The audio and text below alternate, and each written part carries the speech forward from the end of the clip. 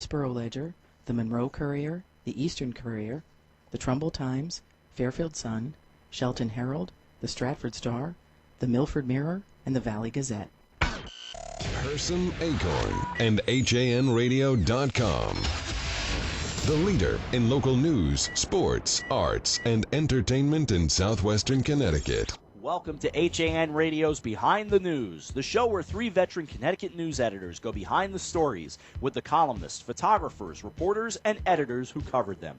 They will discuss not only Hersom Acorn stories, but take a look at the media landscape in Fairfield and Westchester counties. They will discuss it all, the good, the bad, and the ugly. With John Kovach and Josh Fisher, here's your host, Kate Czaplinski. Happy May Day. Today on Behind the News, we're going to be talking with Jamie Daniel of the Connecticut Forum in Hartford. The Forum is hosting binge-worthy journalism backstage with the creators of Serial later this spring. We're going to talk with her about what attendees can expect as Hartford welcomes the creators of the most popular podcast of 2014. I know there's a couple of huge fans of it sitting at this table. John, what else do we have coming up?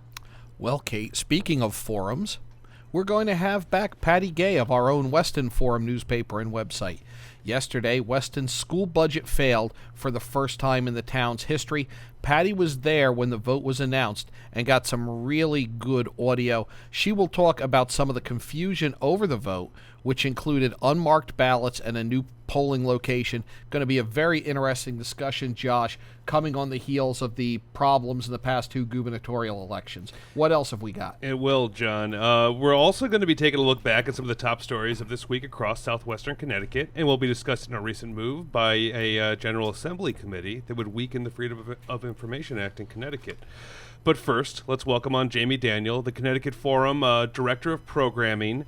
So the Connecticut Forum is hosting the creators of the wildly popular podcast Serial. It's coming up on June 10th, and they're going to be giving a behind-the-scenes look at what went into creating the 12-part series about a 1999 Baltimore murder case. Jamie Daniel, welcome to Behind the News. Hi, guys. Thanks for having me on. Thanks. Well, we're very excited. Kate and I have tickets to Yes. go and see this on June 10th. And are very much looking forward to it. This was back in the day, Serial kind of reminded me when you heard something really good on NPR and you pull into your driveway and you don't get out of the car and you want to keep listening to it.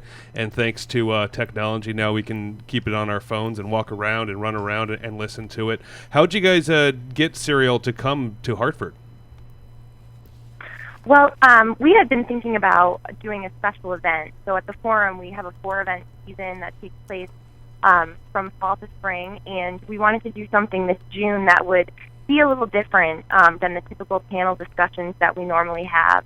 And we here at the office, a lot of us were obsessed with Serial, as I know so many other people were. And so we just thought, I wonder if there's a way to get those folks to come and talk about the process in the show. And turns out they were interested in doing just a few of these kind of events around the country. So we were lucky enough to invite them and have them agree to come here to Hartford and talk about it. Right, and we should say, Jamie, right, it's Sarah Koenig and Julie Snyder are going to be joining you guys for this event, and they are the co-creators of the show. Many also know Sarah because she is the voice. She was the host. And so many of us became so familiar with that voice. I mean, it's really a cultural phenomenon, so I just think it's so great that you guys have managed to bring it here to this state. Yeah, thank you. We're thrilled, too. I mean, podcasts have been becoming more popular in recent years, obviously, but the success of Serial has really just been such a phenomenon and so unexpected in the podcasting world and really even in the entire media landscape. It's just, been spoofed on SNL and, you're seeing people talking about it all over the place. So we were, just so struck by just how popular this podcast had become. And what can people expect if they buy tickets for this event and go? I mean, what's kind of the setup of this event going to be? So, like you said, Sarah Koenig, who's the host and producer, will be here along with her producer, Julie Snyder. And they'll take the stage for about an hour or so to really take us behind the scenes in how they created the podcast. So they'll play clips, some of which we'll recognize from the podcast and some of which didn't make it there. Oh, wow. And really talk to us about how they put things together and the journey that they took in trying to understand and learn more about this case. And then following that, John Jankowski, who's a good friend of the Connecticut Forum and who listeners probably know from the WNPR station and the show Where We Live, he'll sit down with them after that and do a question and answer session. Great. Are there still tickets available? There are, yes. There's still tickets available, tickets for the theater event, and also we're hosting a VIP meet and greet reception beforehand, so people can also purchase tickets to that to have the chance to meet Sarah and Julie. Oh, wow. I didn't see that. Josh, we might have to get tickets for that, too. Oh, yeah, I guess so. Could be a good birthday present for someone. Yeah, that should be a lot of fun for people to get up close and personal with them and get the chance to ask them their questions and meet the two masterminds behind this story and podcast. Wow. And so we should say this is at the Bushnell, right? It is, yes, at the Bushnell in Hartford. Great. And how can people get tickets? So people can get tickets on our website. It's dtforum.org, or they can call us directly. Our number is 860-509-0909. Okay, guys. So while Jamie's on the phone, I'm just going to throw this out because I haven't had the opportunity to hear it. I haven't listened to it. Convince me why I should tune into Serial. Well, Jamie, what do you find? What did you find addicting about this? Well, first of all, the story is so compelling. So, like Kate said earlier, this is a murder case from 1999 where a young man was convicted of murdering his ex-girlfriend in Baltimore. But as the story kind of unravels, you realize all the questions that were part of the case that were never really well addressed. And so there's all these questions about whether or not this now older man, but this young man went to prison, and whether or not that was actually the correct outcome of the case. So that's just one thing. The true crime nature of it, I think, is so compelling for people, and we love those kinds of stories and love to speculate, did he do it or didn't he? But I also think something that makes this podcast and this story so different is that when you listen to it, you realize it's such a unique piece of journalism, because Sarah Koenig and Julie Snyder and the others that worked on it, they really take us along this story, and they don't have an agenda or an outcome in mind. And so as you're listening to it, you're really hearing their uncertainty, and you're really hearing their process and the questions that they're asking. And it just made me realize how rarely we get that, because normally journalism has an agenda, or they've already reached the outcome or reached their decision by the time you're listening to it. But in this case, it's just so unique because you just feel like, you're sitting having beers with your friend, and she's kind of taking you through this case that she's working on. Right. So to me, that was what was so compelling and unique about it.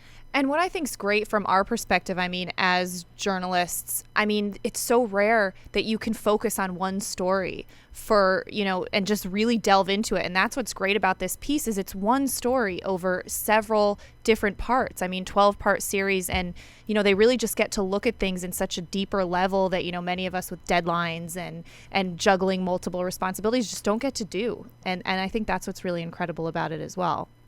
Yeah, and I think that go ahead, Jamie.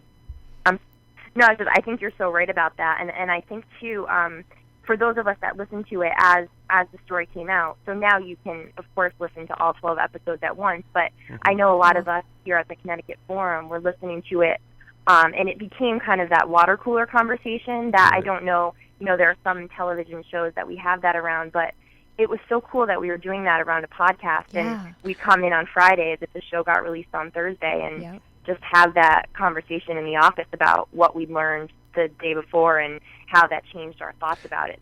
That's a really good point. Kind of touchstone. Yeah, that's a great point. And it was like all of a sudden we had this radio show that was must listen to programming, and you looked forward to it each week. And I started listening to it after it already began. So you binge listen to a few episodes, and you kind of get used to. You want to then all of a sudden you go from like listening to 4 or 5 in a row to then having to wait each week for them to come out. But it's that exciting thing about it, and it's really cool nowadays too how you don't have to make an appointment to listen to it. You can listen to it whenever it's available, whenever you're available. You know it comes out on Thursday, and maybe you don't listen to it until you get into the car on Friday morning to come to work or something like that, or you listen to it on Saturday when you have some time.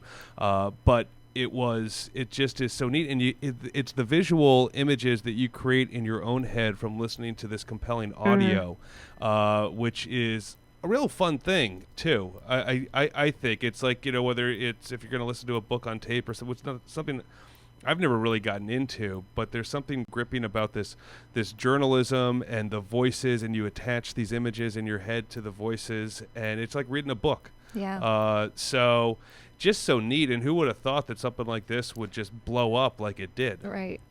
I started listening to it right at the beginning. I first heard it when This American Life played the first episode and, told us where we could start hearing more.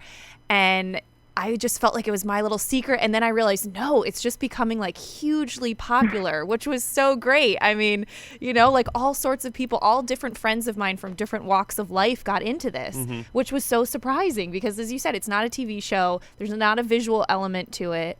And it was just so cool to watch that happen.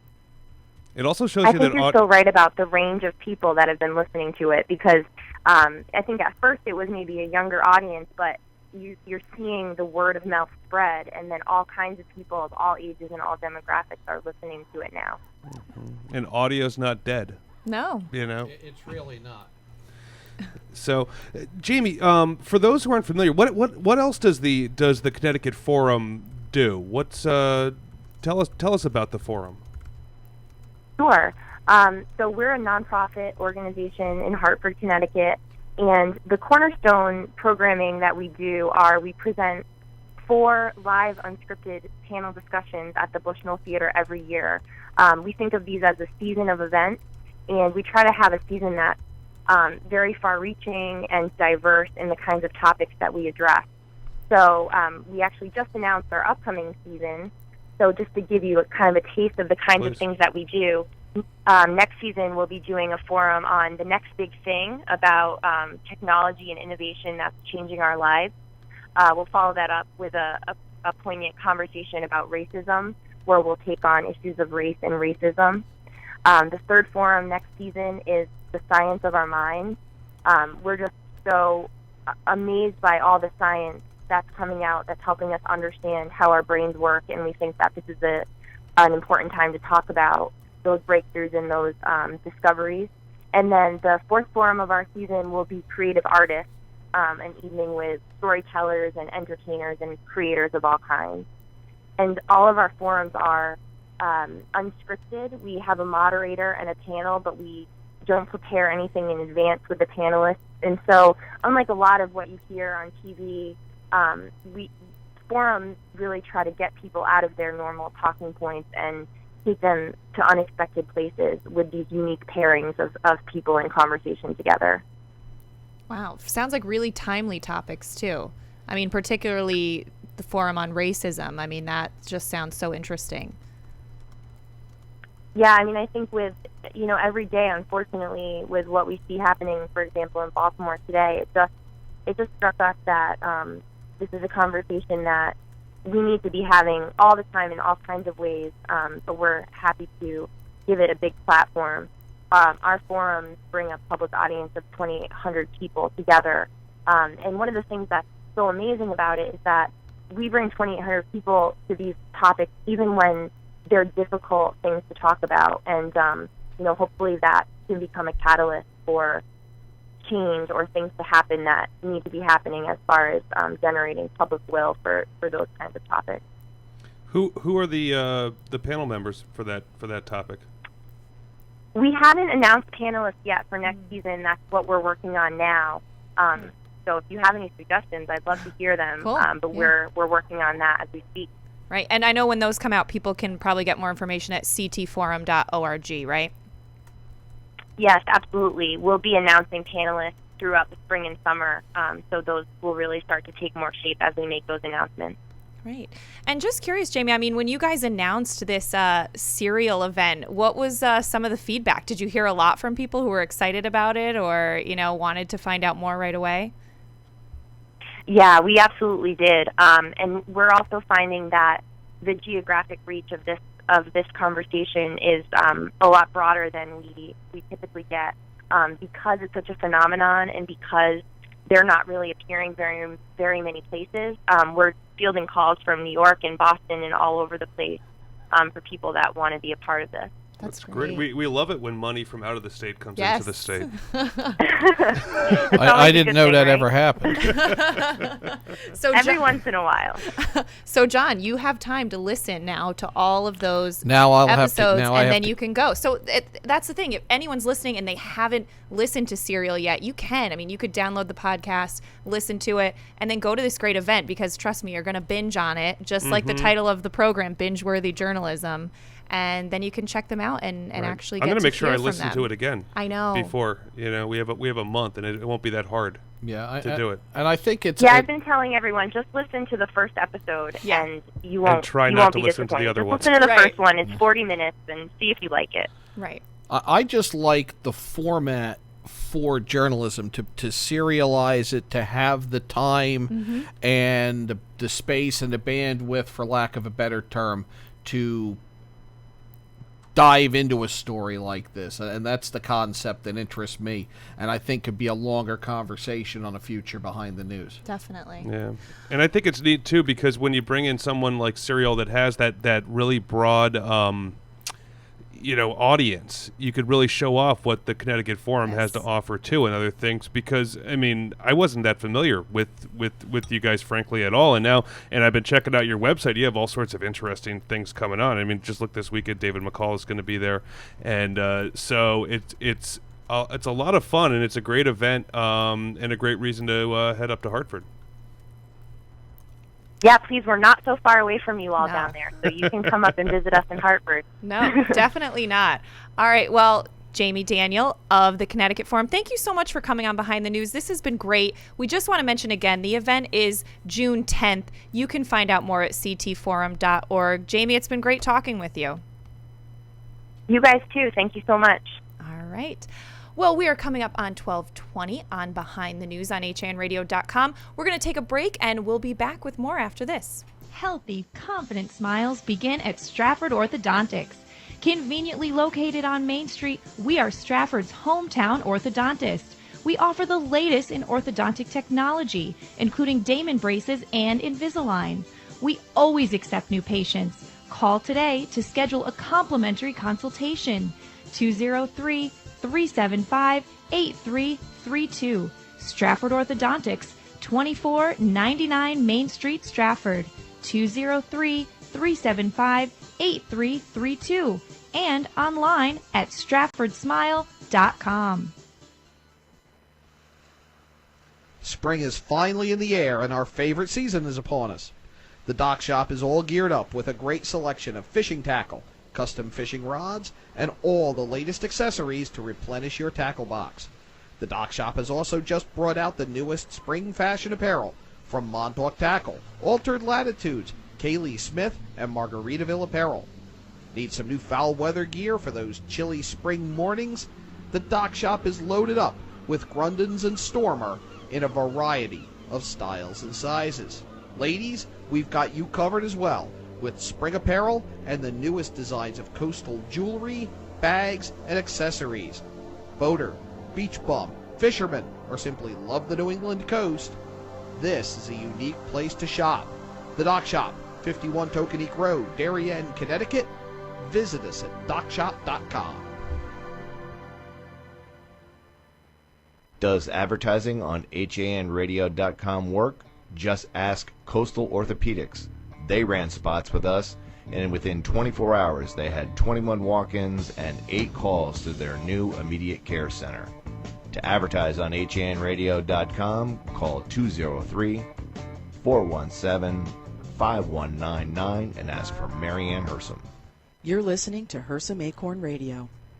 Welcome back to HANradio.com and the Hersom Acorn Network. You're watching or listening, or both, to Behind the News. Along with Kate Chaplinsky and John Kovach, I'm Josh Fisher. And, John, Josh. You look like you're about to say something. No, I was just going to say, if you're watching, you'd have the look that Josh and I might have got caught mid-conversation when we came I didn't know if back. you were going to stop talking. And now, look, we've ruined it all anyway. I might not. So, but speaking Why of should I? Speaking of it all being ruined, people got very upset in Weston last night. You can hear it on some audio. We have Patty Gay. Do we have her up yet, Rob? Oh no, we don't. Okay. Her phone number's on that On sheet. the So script, yeah. I'm sorry, we had a little confusion. You may also notice too, we have these kind of headphones going through, and we built this new set this week. If this is your first time tuning in this week, and the one problem we didn't have were the headphone cords to go long enough. And then UPS, or the company, sent us the wrong ones, too, this week. And so we were hoping, we've been looking out the window, because we have these beautiful bright windows now in our new studio that we can see out for that big brown truck to roll in, and we have not seen it yet. Don't measure, stretch everything to the max. That's how I build a studio. Behind the studio. Well, and this is something, we've been putting out newspapers for, since 1876, but we've been doing radio since 2013, and we've been doing video since 2015. So we're still learning. We're pretty good at putting out newspapers. We've been doing live, everyday updated websites since 2005, so that's 10 years now. But we're still getting the hang of this whole video thing. But it's Been coming a along. blast so far, yeah. It's coming along. Yeah. So John has to do his hair every morning. So I know. One of those styling courtesy Courtesy of Kathy Kovac. Yeah, but Dot Eggs got really good with putting foundation on and some blush and rouge. It looks good. Yeah, It looks good. Yeah. So we didn't know that he was a makeup artist. Also, Oh, who knew? it is. So what happened in Weston? Do we have Patty yet? Oh, we do. Patty, how are you? Hi, how are you guys? Good. Thanks for coming back. I think this is maybe our third week in a row we've had you on. You keep covering. Lucky me. Yeah. Well, don't sound so excited. Seriously. It's just because you keep. You guys have to return the favor and show up on my Stir Crazy show. Hey, okay? sure. Oh, that's a good I'll idea. come to eat. Yeah. There you go. That sounds like a great idea, and we could always maybe have you come up here and join us one week for Stir Crazy. Patty also, along with being the assistant editor of the Weston Forum, is the host of a rather new show, but it's taken off, called Stir Crazy. It's a focus on Connecticut food and chefs and all sorts of things. Yesterday you had a great show. David Leet from who appears on NPR sometimes was on with you, and you had I forget his name, but from CT Bites, talking about where the best burger in Fairfield. Yep. I'm sorry, what was his name? Jeff Blessinger. Yes. Talking about where the best burger in Fairfield County is. So every week you have someone interesting on, and the show, everyone loves listening to it up here in our Shelton office. Patty does the show from our Ridgefield office. But every week, it's like Julie Miller walks up to Kate and me every week. And every it's like, week. Man, that show is so good. She has such great guests. It's so much She fun. does. Mm-hmm. So we're very excited about that. But people were not that excited in Weston last night. Tell us what happened before we play this boy. audio. Or maybe, you know what? Actually, let's play the audio. Question 2. Shall the Board of Education operating budget for fiscal year 2015-2016, as determined by the annual town budget meeting, be approved? That's question 2. With no abstentions, the votes yes, 127. Votes no, 132. Whoa. That was visceral. Whoa, it sounded like a roar. Yeah, but those were actually groans. People were surprised and shocked, to say the least, that the school budget had been voted down. I was speaking to Margaret Wartenberg. She lives in Weston. She's lived in Weston since 1980. She writes a column for the Weston Forum every week called About Town, and Margaret said she has never, ever seen any part of the budget ever been voted down before in Weston. This is a first, as far as anyone knows. So it was met with a lot of shock.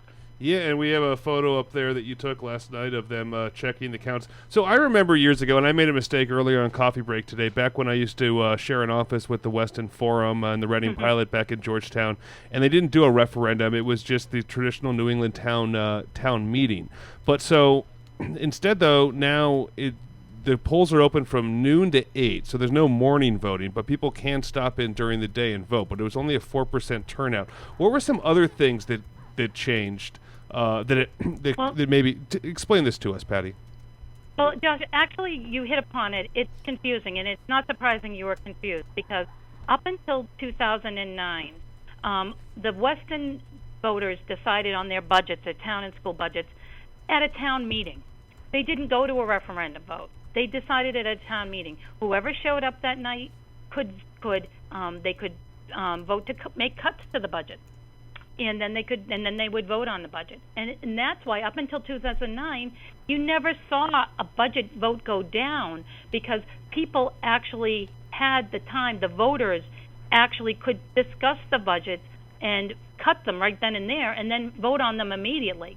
So you never saw any of the budgets go down because there was that interaction with the voters who could actually have their say. And the budget meetings could go on very, very long as they disputed certain things in either the town or the school budget and then make their vote. Then in 2009, a Weston Fiscal for Responsibility, a voter activist group, decided to petition the town to have a referendum vote on the budget, which by law you can do. So they did, and they got enough signatures on their petition, and in 2010, the town had its first referendum vote. But they didn't want to give up the annual town budget meeting, where the voters could sit and make cuts to the budget. So they had both. You could still go to the annual town budget meeting and talk about the budget and make cuts, and then you could go to the referendum and vote. And in 2010, they had a 17% turnout. They had like over 1,000 votes were cast at that first referendum. And then in 2011, the number dwindled to about 885 votes at referendum. And in 2012, they dwindled a little bit more. And then it completely dwindled in the past couple of years with just 3-4% of the budget vote. But what happened is, then this is where things got really messy. So now you had the annual town budget meeting and you had the referendum, but you still had the budgets passing because people, again, could talk about it at the annual town budget meeting. They could talk about their issues, and they could still make cuts.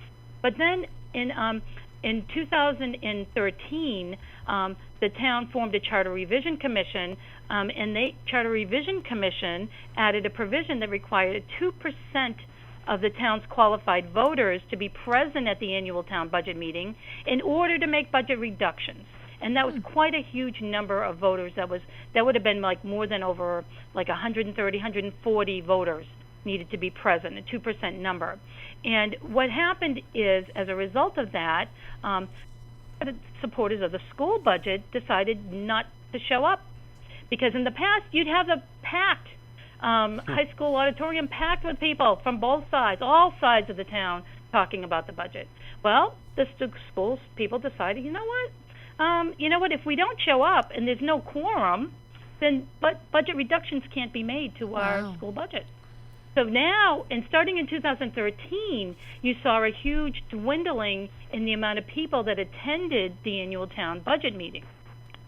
And then, so then in 2014, though, the 2% got confusing for people. They didn't know when in the meeting do you decide if you have a 2% quorum, at what point, and that number always changes depending on how many registered voters there are. So in 2014, the Charter Revision Commission met again, changed the number to 130 qualified voters had to be present for a quorum in order to make any budget cuts. However, they also added a clause that said if there are fewer than 130 qualified voters at the town budget meeting, that the meeting shall be adjourned and machine voting will commence. Well, at the annual town budget meeting the other night before the referendum, what happened is the moderator got up, called the meeting to order, and when it was announced that there were fewer than 130 voters present, he immediately adjourned the meeting. that meant the people that had showed up couldn't even talk about the budget. They weren't even allowed to talk or make criticisms, let alone make cuts. I mean, they couldn't even make cuts, but they couldn't even talk about it. That left a very bad taste and displeasure with a lot of people that had shown up that thought that this whole thing was messed up with the annual town budget meeting. A lot of people liked how the town budget meeting was done in the past, where the voters could just sit there and discuss the budget and vote, and now it's turned into this kind of a shambles of now if we don't have a quorum, we can't even talk about the budget. And because there were not a lot of school supporters, obviously, at the ATBM, they did not know that there was maybe so much ill will about people that couldn't talk about the budget, and as a result, I think a lot of them took for granted that the budget would pass, and they didn't, and clearly nobody showed up. I mean, very few voters showed up, and that's how we got there. Well, I mean, this is a classic case of people taking the process for granted. Absolutely. Right? That's exactly what happened. And also, I mean, Yep, you know, that's exactly what almost every town that at least holds referenda on school budgets has seen a school budget go down. So Weston is almost unique in that the school budget has always passed there. So right. how it's passed. It's passed though. Again, in the past, it passed because cuts were actually made at the 11th hour, right before the vote. Right. Interesting. You know, it probably wouldn't have passed if the people hadn't had a chance. But in the past few years, it had been sliding along until last night. So, is there a hot button item in the budget that would have drawn the opposition, or is it just the numbers finally catching up with them? well, I think what happened is, and I think we all our towns in Fairfield County, we're acutely aware of this, that the per pupil expenditure number of how much it costs to educate a student and how much towns are spending to educate per student keeps going up higher and higher and higher. And in Weston, they've been hit with a lot of resistance of people moving into town. They have declining enrollment with the schools. And there's a lot of concern that if the budgets keep going up and the per pupil expenditures keep going up because salaries continue to go up at a hefty pace and a hefty rate, that they're going to just be over the top price town. And there has been a lot of discussion, and the Board of Finance discussed it quite a bit before the budget vote, quite a bit, that they need, a lot of members said we've got to do something because the costs are just getting so high. There was no criticism about the schools and how they're managing their budget or their budget numbers. That wasn't the issue, but the issue was that the numbers just keep skyrocketing really high, and something needs to be done. However, nothing was, established or done. Just concerns expressed, and they seem to have expressed. The Finance Board expresses these concerns almost every year, but nothing, has really come out of doing anything about it. And that's where there was a sense of displeasure all around. There has been a sense that maybe, something does need to be done to the school budget, but what?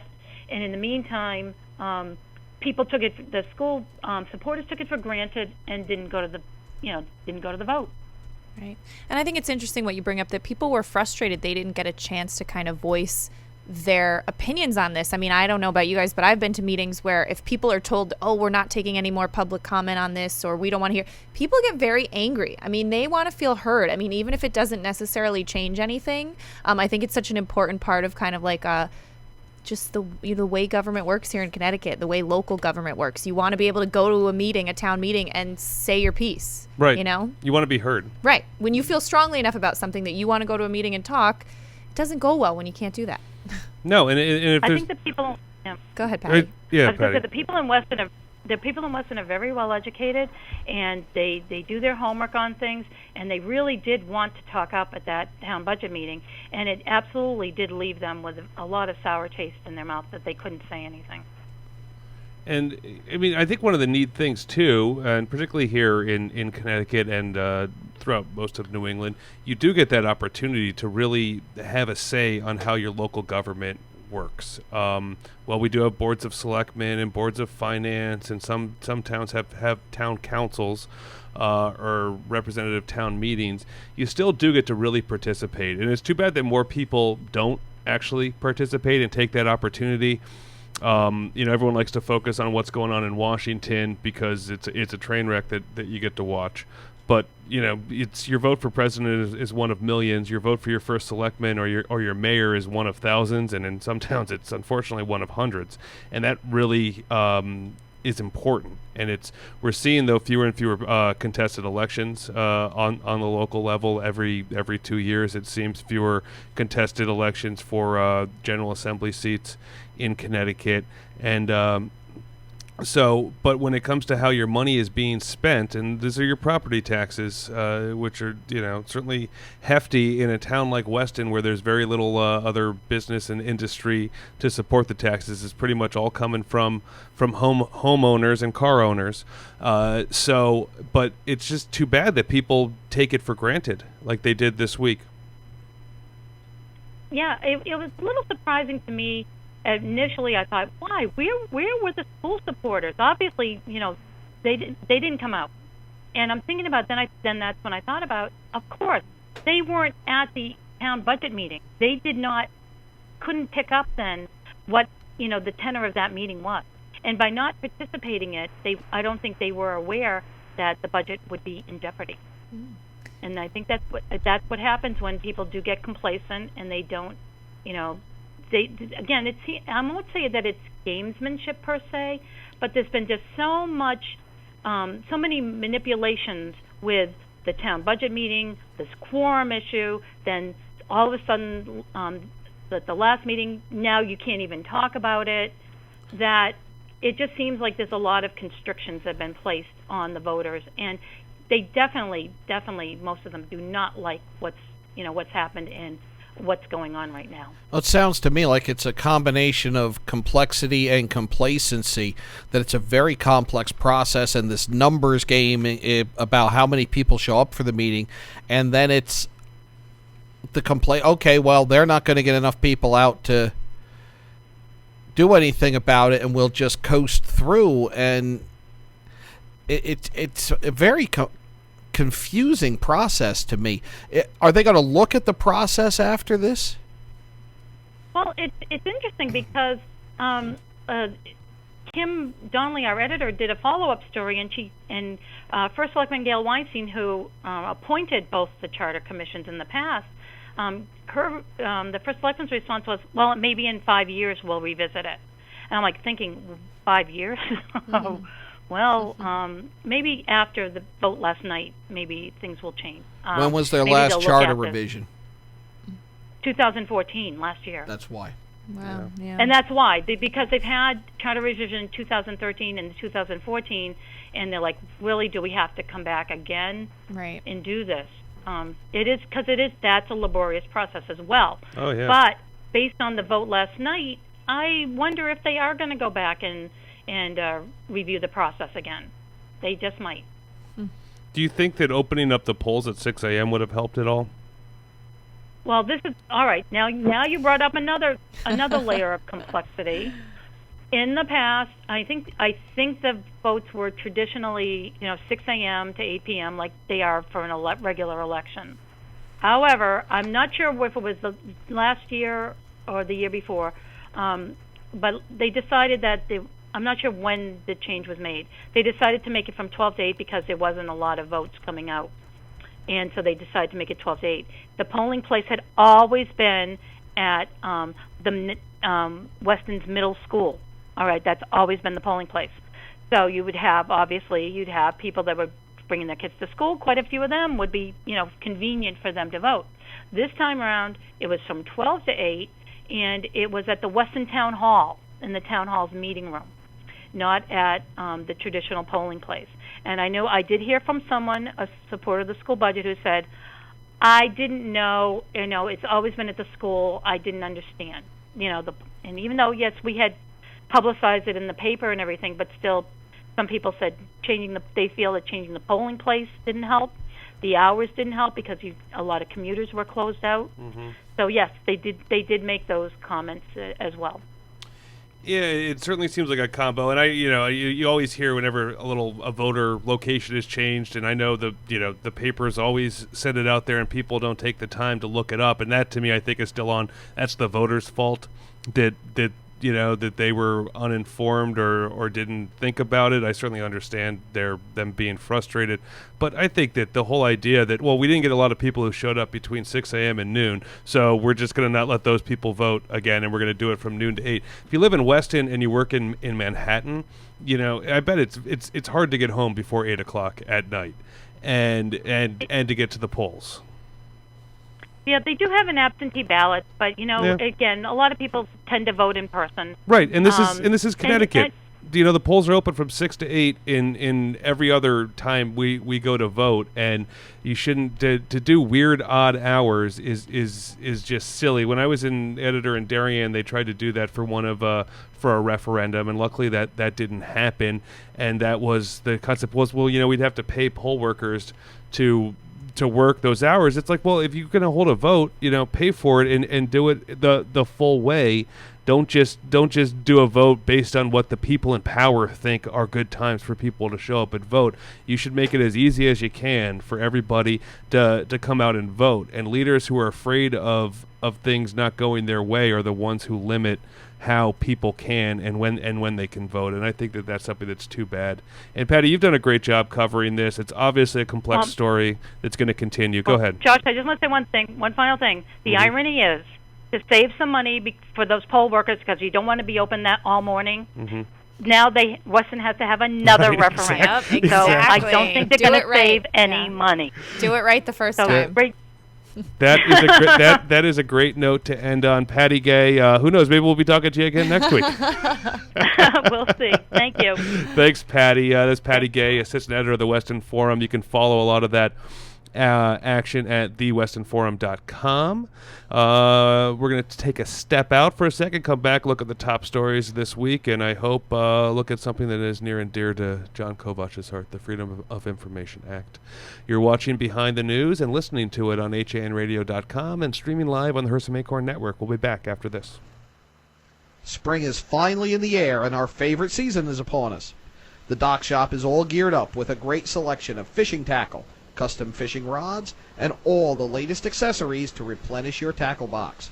The Dock Shop has also just brought out the newest spring fashion apparel from Montauk Tackle, Altered Latitudes, Kaylee Smith, and Margaritaville Apparel. Need some new foul weather gear for those chilly spring mornings? The Dock Shop is loaded up with Grundens and Stormer in a variety of styles and sizes. Ladies, we've got you covered as well, with spring apparel and the newest designs of coastal jewelry, bags, and accessories. Boater, beach bum, fisherman, or simply love the New England coast, this is a unique place to shop. The Dock Shop, 51 Tokenique Road, Darien, Connecticut. Visit us at dockshop.com. Alliance. We are an industry leader in coordinating transportation for large events such as corporate road shows, conferences, and special events. Our team of experts understands the dynamics and logistics of high-pressure situations and complex arrangements, all within a rapidly changing environment. Since 1999, we have added charter jets, event management, and personal protection to our range of services. Mention this ad for $25 off your next round-trip reservation. Alliance and you. Together, we can achieve the extraordinary. 855-546-6996 or alliancelimo.com. It's Lots of Characters, specializing in children's birthday parties with your child's favorite characters. When you want to party hardy, when you need to celebrate, call us, we won't be late. We help create lasting memories for you and your child on their special day. Call us at 203-590-1791 or visit our website at lotsofcharacters.org for more information and to see our party packages.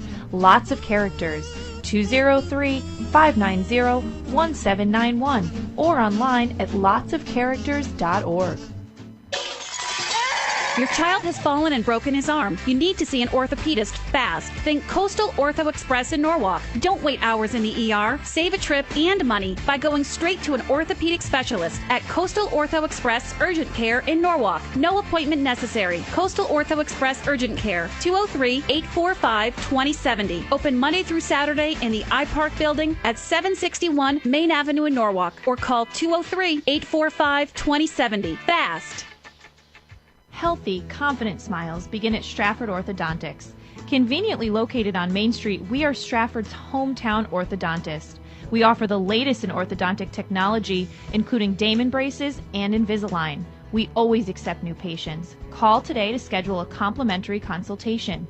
203-375-8332. Stratford Orthodontics, 2499 Main Street, Stratford. 203-375-8332, or online at stratfordsmile.com. This year, 3,000 Connecticut women will be diagnosed with breast cancer. HRSA Acorn is a proud sponsor of the Komen, Connecticut Race for the Cure. Help make an impact in the local fight against breast cancer by joining us on May 9th in Westport at Sherwood Island. With your help, Komen, Connecticut invests in local breast cancer programs, helping local women beat breast cancer. Visit KomenCT.org to register, volunteer, or donate today. We race for Connecticut. Why will you race? Hersom Acorn and HANradio.com. Welcome back to Behind the News. John Kovach with Kate Chaplinski, Josh Fisher, Rob Adams, and AJ Simonowski behind the scenes, running the controls. Interesting story posted by CT News Junkie while we were getting ready for coffee break about an hour and a half ago. And they're working on a bill that involves the release of police information, arrest information, etc. Well, that bill was apparently amended, and as of this morning, 3 days... The Freedom of Information Commission. Sorry, you didn't say that. You said they're working on a bill. Well, the legislature's working on a bill. The Freedom of Information Commission found out that it was amended, but the amendment hasn't been posted yet. And it's now 3 days, and nobody knows what this amendment that the committee, the Judiciary Committee, has drafted says. So the legislature kind of avoiding the Freedom of Information Act in this Freedom of Information discussion. Yeah. It's kind of funny. It is funny. It is funny. They're discussing, and this involves the release of arrest records and what to do, how much can be released. And we run into it all the time, Josh. We've had a couple of cases recently where people, my case was thrown out. I'm having trouble finding a job because this case, and guilt or innocence aside. Mm-hmm. So some people are saying that the arrest record shouldn't be released at all or just minimal. And then you're allowing police to operate in a vacuum. Right, and I think that's one of the big things that I always like to think of when it comes to arrest records and those sort of things, is it also, it tells you how the police are conducting their business. It's not just about the accused. It's about the state, too, and how the state handles those who are being accused and being investigated, and it's very important to have that information to be available to the public because, there are some countries that don't make that available, and they're not countries that we would want to emulate. That's where people disappear. Yes. Right. So, and not that, that would certainly happen here, but it's a slippery slope. But it could, but once it starts. It's a slippery slope, and, some of the best police chiefs that I've ever worked with are the ones who are open and are into transparency, and some of the worst police chiefs I've ever worked with are the ones who try to hide information. And most of your controversies involving the police start when information's not released, and then the rumor mill gets going, and what's happened, and I think it's worse post-internet. Mm-hmm. Oh, yeah. But it's always kind of been in our job as community editors is the rumor mill takes off, and things that aren't true are being spread out there, but because so-and-so said it at the bar the other night, and I know so-and-so would never BS me, this has to be true, and the media is not covering the story right, and the police, that's how these things get and get lives of their own. Right, and here's a quick little story about that. My first or second week as editor, when I became editor of the Lewisboro Ledger, which was back in 2003, just before a big, hotly contested town election. Actually, it was a couple months in. It was a couple weeks, though, before the election, and every seat was being contested in town. The first time ever in Lewisboro's history. And this one councilman candidate was coming home after dropping his daughter off at a sleepover and found someone pulling signs, his own campaign signs, out of the ground in his neighborhood. And the guy turned out who did it was a member of the Republican town committee. The council candidate was a Democrat. So the next Monday, so I get a phone call about this over the weekend. I'm like, oh my God, this is quite a story. And this was before we had our websites going. Again, this is October 2003. So it's like, oh man, we can't wait. So on Mondays we would go in. Kristen Zimmer, who was my reporter, and she would go in and get the police reports on Monday morning. And at Lewisboro, this is Lewisboro, New York, right next to Ridgefield and New Canaan, and Bedford, New York. They'd print them out, and she would bring a laptop in there and type up everything. It was a big deal also for someone to have a laptop in the company at that point, too. I think the laptop weighed about 20 pounds.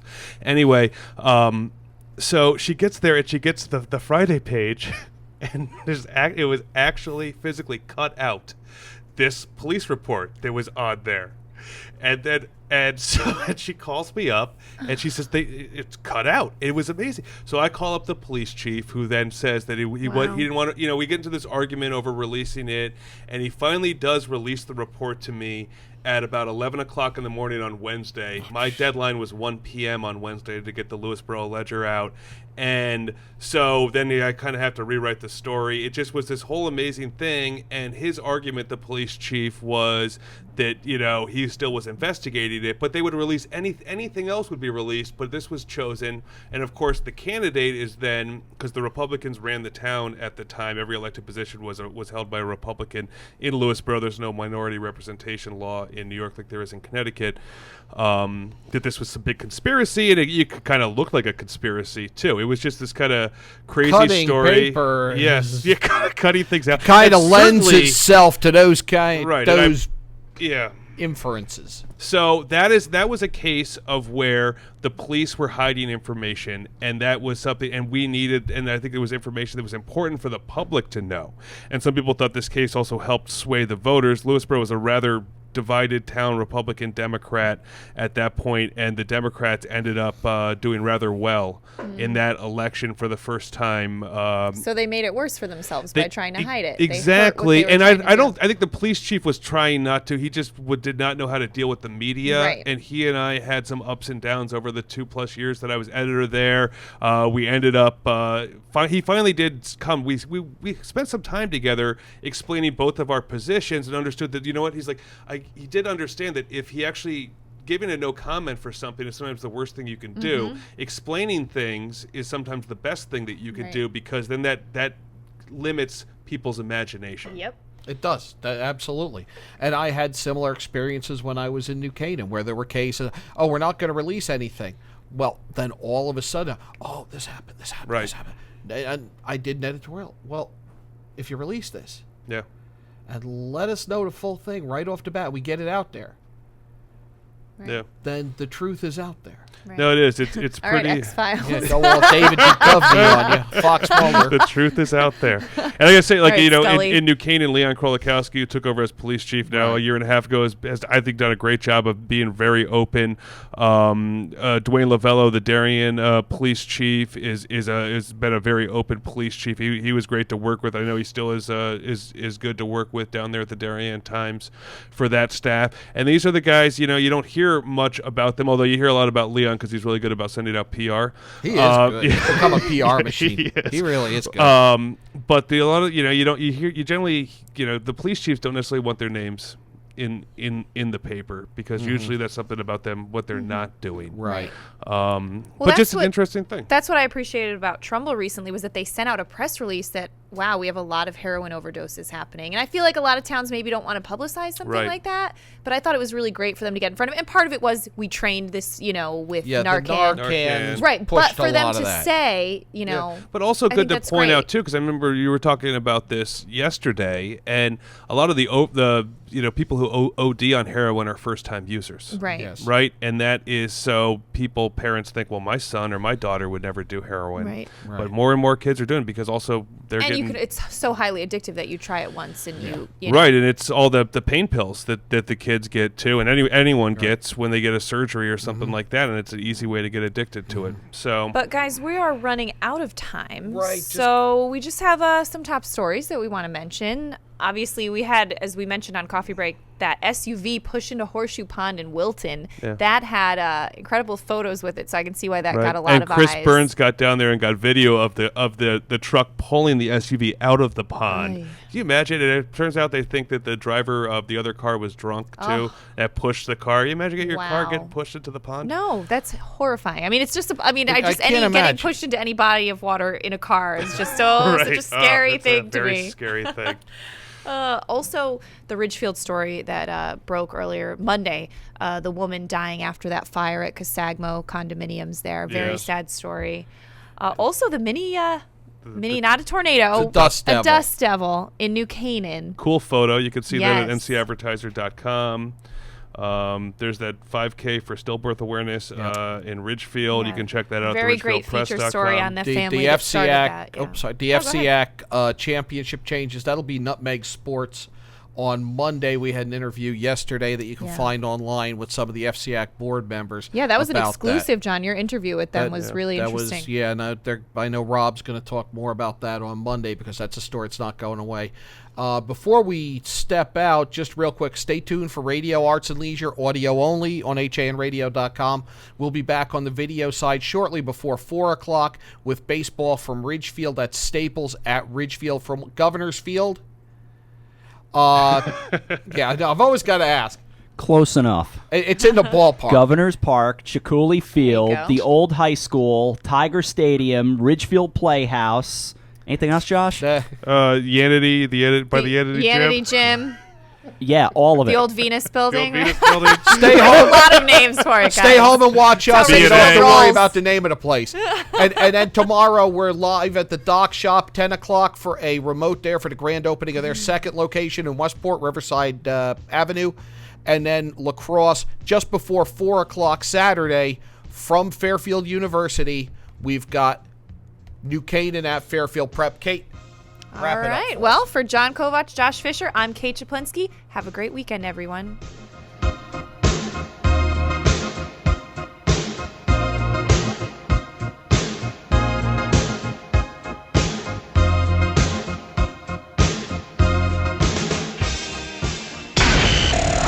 Hersom Acorn and HANradio.com.